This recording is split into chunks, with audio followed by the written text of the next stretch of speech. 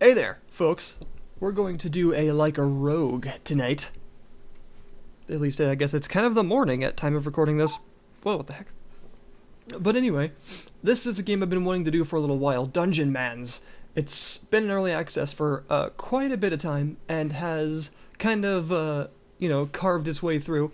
And there were various stages at which I wanted to cover it, but I didn't really get the chance to. And now suddenly, very recently, it's been released, so I decided that it's a better time than any. It's, 1.0, it's actually a little bit past that now, and it's a good time to go ahead and cover it. So this is going to be a Like a Rogue, because this is a roguelike as in a real one. So, jumping in, this is Dungeonmans. My Lady Wizard Man's here. Let's hop in. Alright, so, first, this is a real, actual roguelike, meaning it is tile-based, turn-based, simultaneous sort of turns. Time isn't moving right now, but if I move once, then everyone else sort of gets a turn at the same time. The classic definition of what a roguelike is. Although this does break a couple of the Berlin interpretation points like non-modal, but then again, so does Angband, and Angband is definitely a roguelike. So what makes this one different, and why would you pay for it? Because of course, there are a lot of very, very good roguelikes, a couple on this playlist in fact, that are free. So what makes a commercial roguelike different?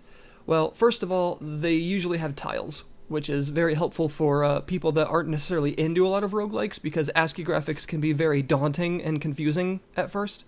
So this has actually a very good tile set, a pretty good art style. Actually, this area isn't necessarily showing it off to the best capability, but yeah. Oh, that's quite the number of enemies. I'm not sure if I can do this. We'll try, though. Hopefully I won't die. This also does have permadeath, of course, but it uses some of the newer school mechanics that are being done in a lot of commercial roguelikes and roguelites that involve you getting more powerful. Sort of, what's the word I can't even think of the word. Anyway, you're getting more powerful as you go. And, in this case, even though, you die and your character's gone and you have to start over from level 1, there are various kind of cumulative effects that can stack up, which I'll show you later, to actually make your starting characters more powerful than your previous starting characters. So, I'm pretty sure these guys are going to horribly try and kill me, so we're gonna start off. I'm a wizard mans, and for some reason my number 1 skill is gone. There we go. These are my skills. Looking good. Right, yeah. But so, one thing this roguelike has is animation. Now, character animation, not necessarily so much, obviously, but a lot of particle effects. And you know me, I'm a sucker for good particle effects. So, let's look at the bolt of foam. Boop. Yeah, very nice.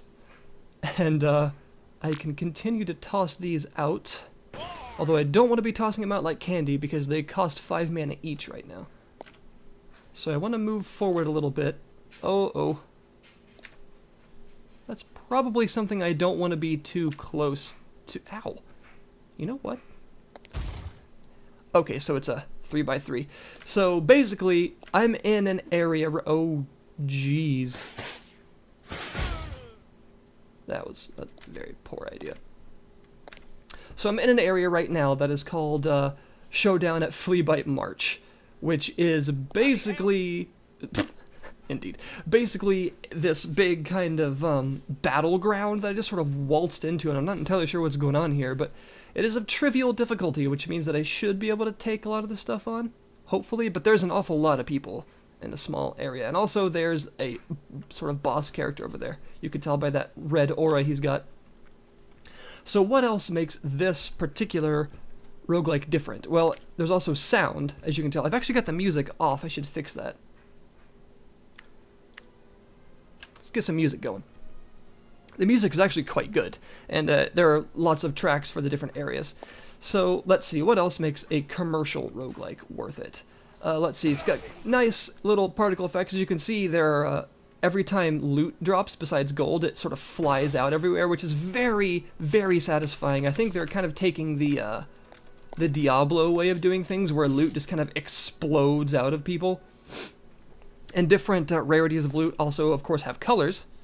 And as you can see here, I've even got an unidentified item. So very much in the roguelike style, there are lots of items that will be unidentified when you get them. And there are colors of loot, and they each have a sort of colored aura. So this could be sparkling blue, perhaps, if it was a blue.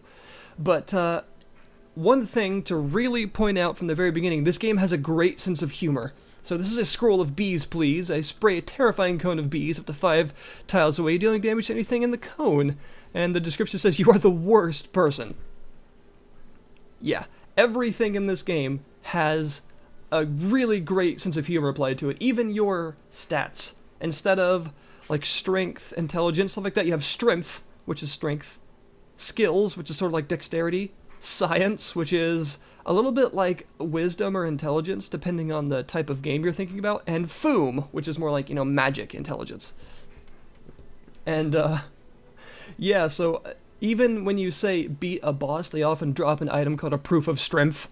But just like the one Legolas, pretty much every item description is actually pretty well written. Oh god, 44% actual metal, that's good.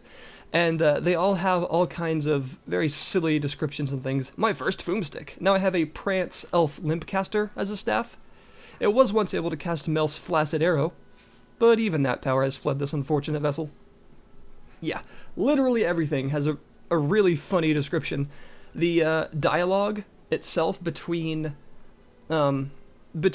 various characters and people actually in the game is also very good. There are various NPCs that you will be facing to talk to and things like that, because you have an academy that acts as a kind of that acts as a kind of home base. And I need something. I don't actually have any sort of mana potion, do I? I thought I had one. I lied to myself. Uh-oh. Yeah, that doesn't reach. Well, crap.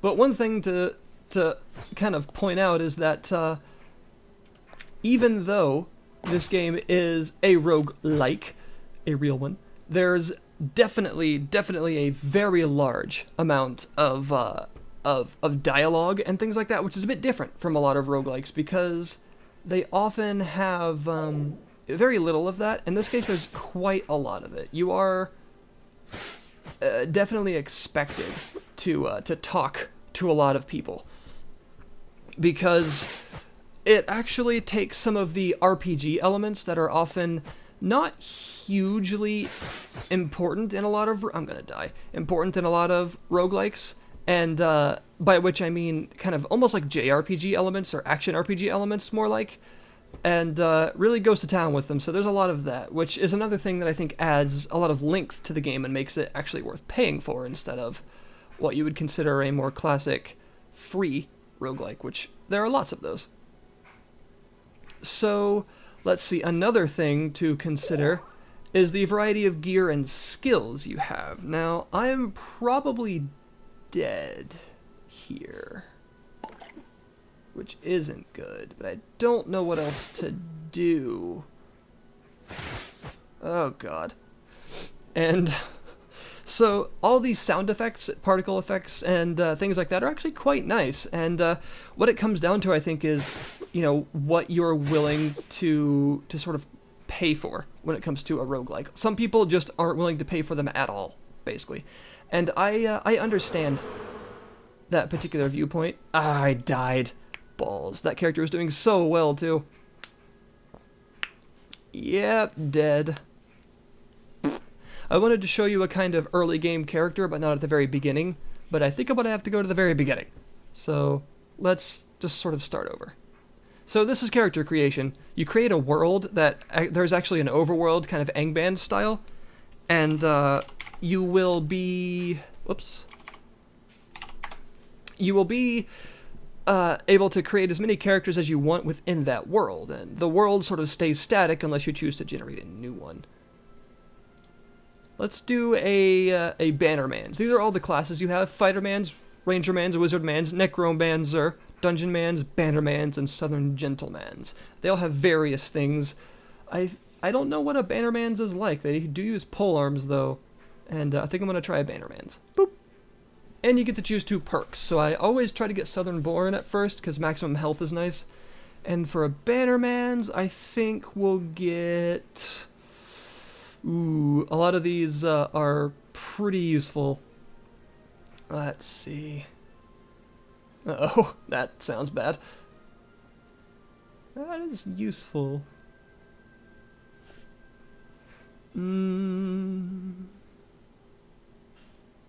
Powers that use stamina have increased costs on use for 2 rounds instead of 5.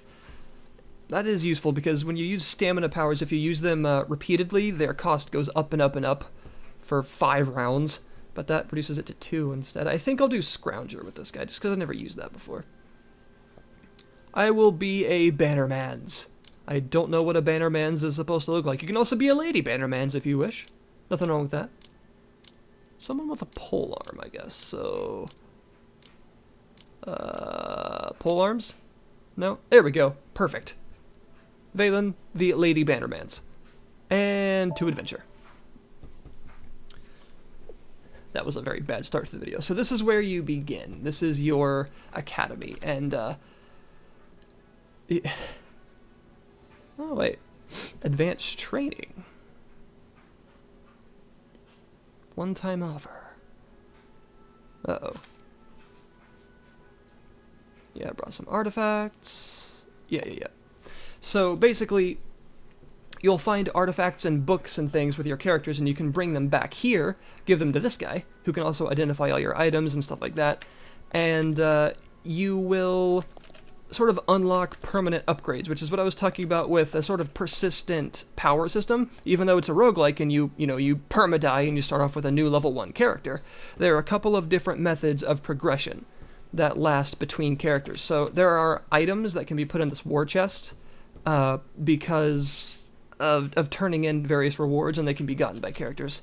You also have a sort of storage safe sort of thing that you can use. And as you bring different items, the library over here and the alchemy shop over here, there's also a blacksmith and a museum, will be upgraded. So if I go over here, talk to the Grand Chemistress,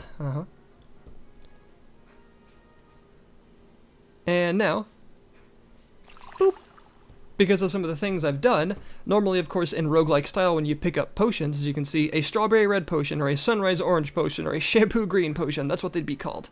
But because of finding a basic sort of chemistry object for this person, now every new character, I can go over here and have her pre-identify all of the sort of basic tier 1 random potion consumables for me. And I can also do that with scrolls, because again, in classic roguelike style, scrolls are just a bunch of random gibberish until you either identify them or use them. However, yes, I can do this, and do your job.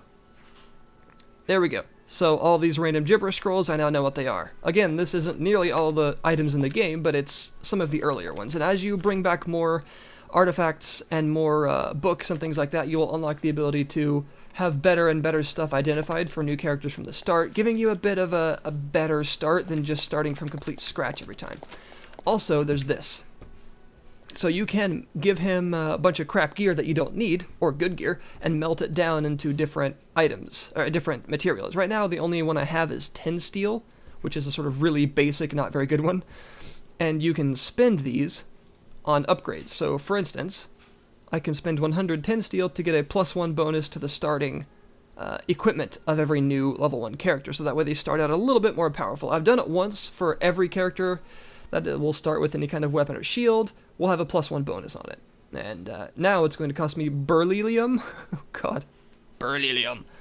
And you can also purchase upgrade hammers with resources. Every time you give them an item to melt down that has one of these prefixes, it'll add it to this list. And you can then unlock hammers to be able to upgrade your existing gear with that prefix. So chill adds cold damage, deft adds parry, flaming adds fire damage, etc. And then, let's see, you can also find blueprints, but I don't have any yet, so you can have access to actually make good items from the beginning once you find those, and then the Academy Vault that I can store stuff in. This, I can only store legendary and set items, also heroic gear from fallen graduates, which I haven't ascended anyone to the end of the game yet, so I don't have any of that. But, yeah. And then there's the museum. After you defeat a large number of monsters, you get these books that are full of information of those monsters, and you turn them in, and then, so now, kobolds, for instance, which are like the first types of enemies you'll be facing, I can actually see how much health they have left and some stuff like that now, instead of just sort of blindly battling them. So, as you level up and as you progress, you'll actually gain permanent upgrades for the next characters that you'll bring into the world, even if in small increments at a time. So now my starting weapon, for instance, is actually a +1. It's a little bit better. A windfall from the noblest of trees. Yes, a battle branch. The most basic polearm.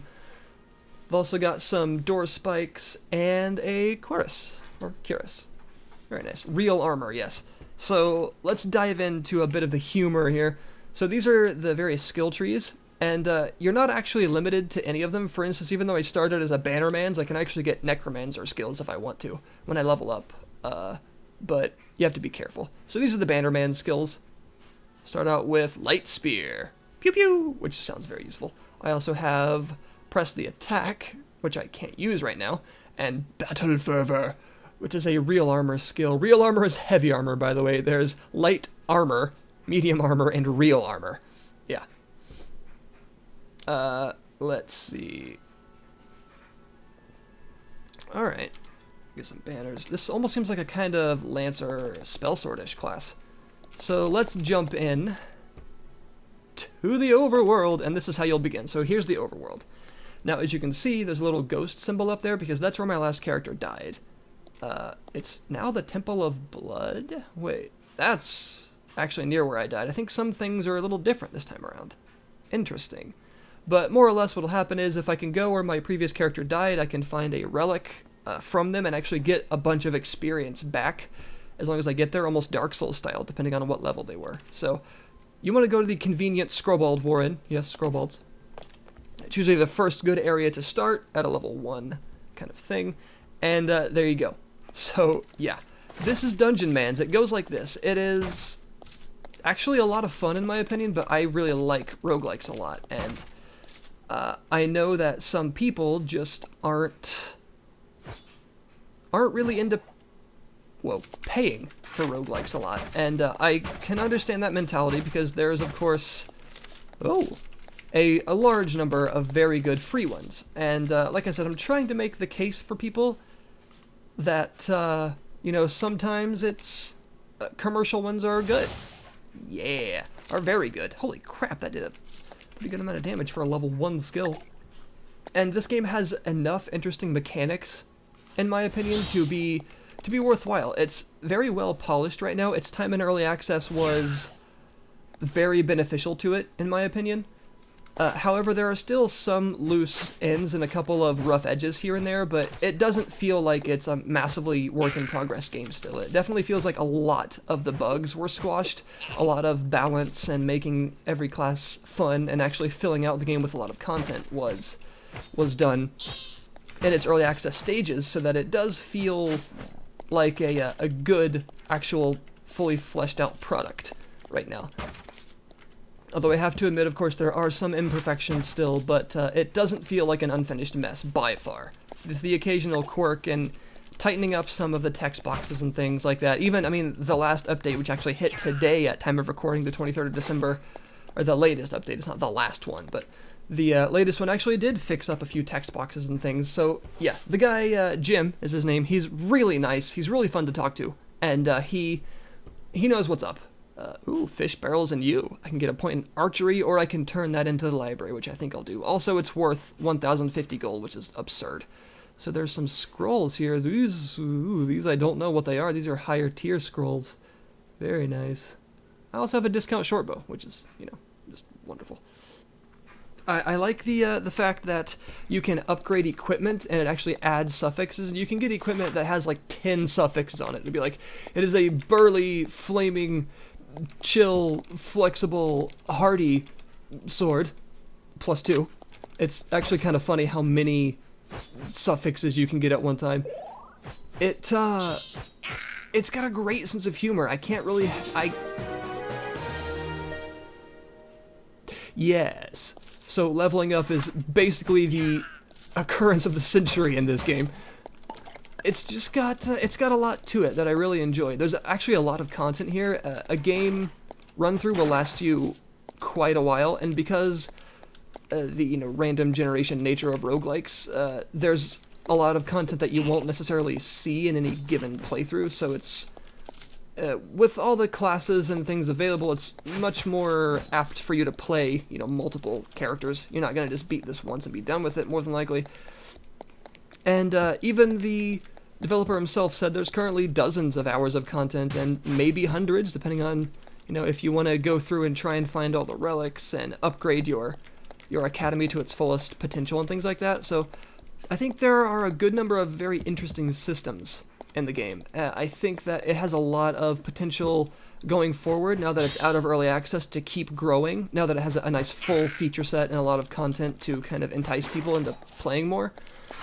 And I feel like, personally, it's in a really good place right now. I think this is the kind of thing you need in a commercial roguelike. What makes a roguelike worth buying has been the sort of theme of this video. Well, things like Dungeons of Dreadmore and Sword of the Stars of the Pit are excellent. They're very, very good roguelikes, and they're very much worth their price. And this basically does those things. Boop. Ooh. Yeah. Boop. And it basically does those kinds of things it needs. Lots of enemy variety, lots of content in terms of items, weapons, classes, skills. A nice big world to explore, lots of places to go, and an overarching, very, very good sense of humor. I love the sense of humor so much. It's very, very funny. And I know I'm not the only one. The Herald Militant. Ooh, yep. Getting that thing. Absolutely. Using a banner. So the game goes on like this. It is a real roguelike in the classic style. However, it's got its own love, its own life, because of the kind of different themes that it has going for it, like the whole dialogue, very, very good sense of humor, and overworld mechanics. So also the whole permanent progression thing is pretty interesting. It's a very good package, in my opinion, that's worth your time if you like roguelikes. I know some people are going to look at it and say, why in the world would I pay for something like that? And I understand, that's fine. I get it that not everyone really sees the value in buying roguelikes when there are a lot of good free ones, and I know that that's got to be a tough thing for developers to get over, that sort of hump of the sort of hump of how can I get people to actually buy this, because there's so many that are free. And I feel like he's done a good job, honestly. It's got some very fun systems in it. I also like the fact that your powers actually upgrade themselves as you go, so now the light spear actually costs a lot more resources than it did before, but it's also more powerful. That means that there's a good sense of progression in character, with lots of skills to actually get, granting you abilities that you only need to buy once with a skill point, but are going to continue to be upgraded between levels. And actually, one level is a big deal. You might have seen how much my stats went up when I leveled up. Actually, a single level is a very large increase in power. So this has been Dungeonmans. If this is something that you'd be interested in, it's on Steam right now. I'll link you to it. You can buy it if you wish. Is there a demo? I don't remember if there's a demo, actually. That might be something that would be worth investing in if there isn't. I don't remember. But, so, yeah. It's a very good roguelike with very solid mechanics, an interesting sense of permanent progression between characters, and a very fantastic sense of humor that really nails it for me. Definitely nails it. There's a lot of funny stuff, really good dialogue, very good item descriptions and things like that, and Blandles. They go on your feet. Didn't know that. Coated in battle rust, TM. Yeah, so I think it's very much worth your time if you like roguelikes. Oh, it's a blink scroll, okay. Now I know. So there you go, folks. Dungeonmans, available on Steam right now for the price of $15, I think. I think it's $15. And it's a roguelike, a real one. And if you would like to see, more, like I always say, feel free to subscribe, feel free to comment and tell me what you think or what you'd like to see. I do take requests into account because even though I can't necessarily buy every request, I do like to please the audience. And this is Dungeonmans. There will be a couple more videos coming up very soon, now that I have my recording set up a little better than it was before. Boom! And I think that does it for this one. So stay tuned for some more videos, including one on distance. Yes, that will be the next one. And I hope you enjoyed. So thanks for watching, guys. And I am horrendously surrounded by things that really would like to kill me now. That's not the best. But I'm a Bannermans. So I win. A lady Bannermans, of course. I said I win. There we go. If you like loot, then this is definitely a very good roguelike for you, because there are actually not a lot of roguelikes that do the Diablo-colored loot system. This is one of them, and it does it well. So, there you go, folks. Dungeonmans, thanks for watching, and I will see you next time.